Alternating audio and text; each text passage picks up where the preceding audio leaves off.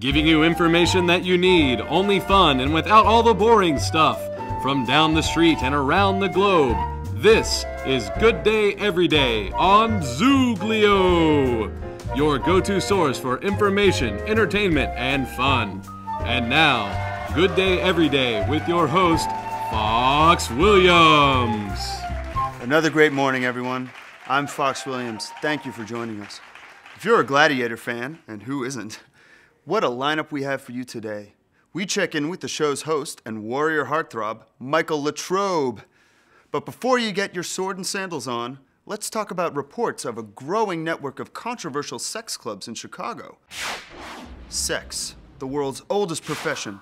Chicago has always been known as an anything-goes kind of town, but recent developments suggest that some are going too far. Who's at fault here, and why are all of these sex clubs opening suddenly?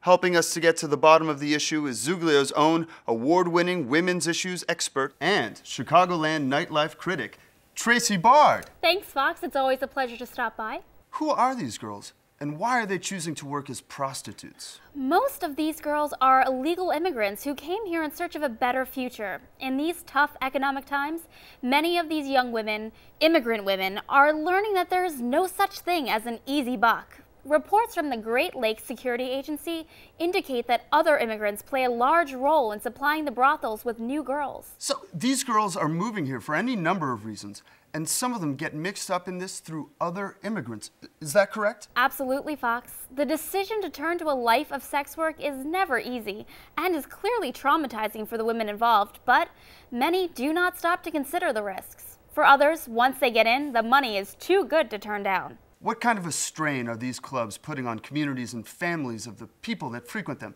How might a solution be reached? Obviously, there are people who want to see these places shut down. I think we could resolve the issue by relocating them to a clearly designated municipal zone with plenty of law enforcement.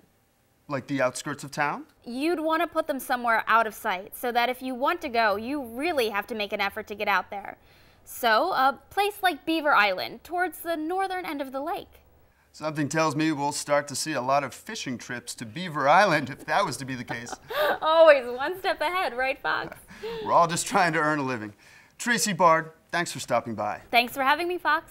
Stay with us. We'll be right back after these messages. Greetings, educators. Zooglio once again tells you only one side of the issue and greatly minimizes the violence and suffering these women are actually experiencing living in these horrible conditions. What the Zooglio journalists refer to as the rise of sex workers in LA as a consequence of illegal immigration is actually a part of a global human rights crisis known as human trafficking. Each year, millions of people are trafficked, either by force or deception, into sex work, in conditions tantamount to slavery. Contrary to what Ms. Bard had to say, sex traffic is not a local or regional problem perpetuated by members of the immigrant community. It is not dependent on race, religion, nationality, or social standing.